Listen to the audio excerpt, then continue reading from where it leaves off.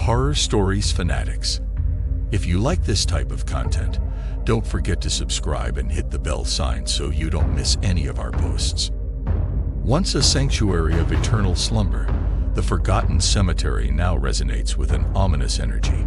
It was the unrelenting march of progress, scaffolding and cranes encroaching upon the sacred grounds that stirred the slumbering spirits from their centuries-old rest. These disturbed entities, wrenched from the peace of oblivion, seethed with unseen wrath. Their spectral forms, lost in the chasm between the living and the departed, exacted their torment on the unsuspecting inhabitants of the neighboring town. Sinister dreams gripped the populace, nightmares that did not cease at dawn, but bulled into the waking hours. They brought with them a chilling dread, a plague that crept into every shadow and danced in the corner of every eye, turning the once peaceful community into a theater of the eerily sublime.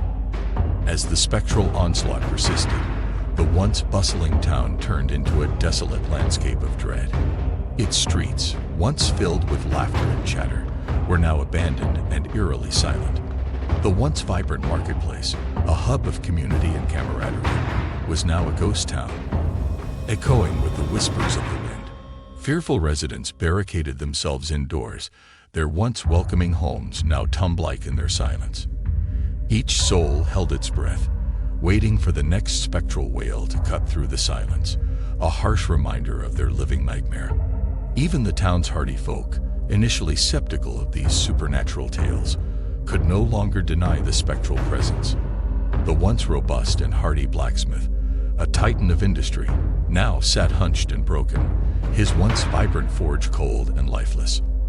The ever-cheerful baker, known for her radiant smile, now wore a look of perpetual terror, her once bustling bakery now still and filled only with the stale scent of bread. The town's only place of solace, the grand old church at the heart of the town, became a refuge for the terrified residents.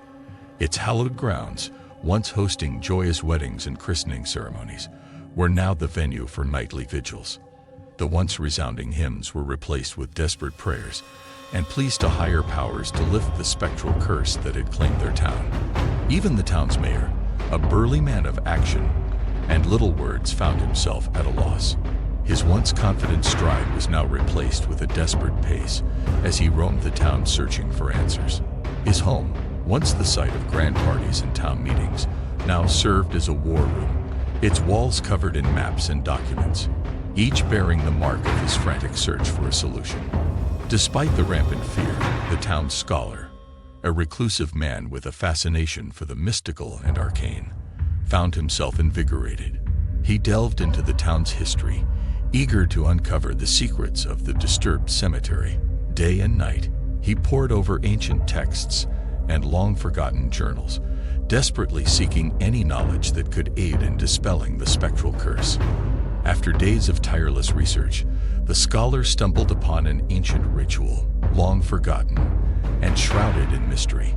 It was said to appease restless spirits, offering them solace and guiding them back to their eternal slumber. Filled with newfound hope, the scholar presented his findings to the mayor, who, driven by desperation, agreed to perform the ritual.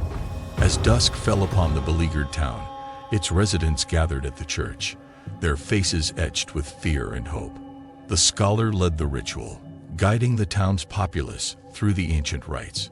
The air filled with tension as they called out to the spirits, their voices echoing through the church's grand archways. Suddenly, an eerie calm descended over the town, a contrast to the spectral chaos that had reigned for days. The chilling wind that once carried whispers of dread was replaced with a gentle breeze, bearing the sweet scent of blossoming flowers.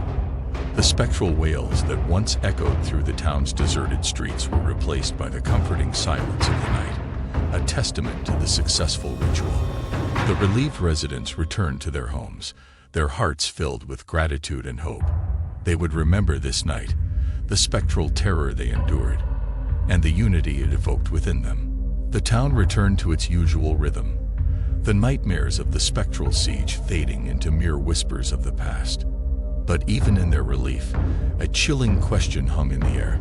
The spirits had been calmed for now, But what if they were to be disturbed again? As the residents drifted into a peaceful slumber, there lingered a sense of unease, a shadowy uncertainty of what the future might hold. The spectral siege was over, but had the real horror only just begun? Thanks for watching Horror Stories Fanatics.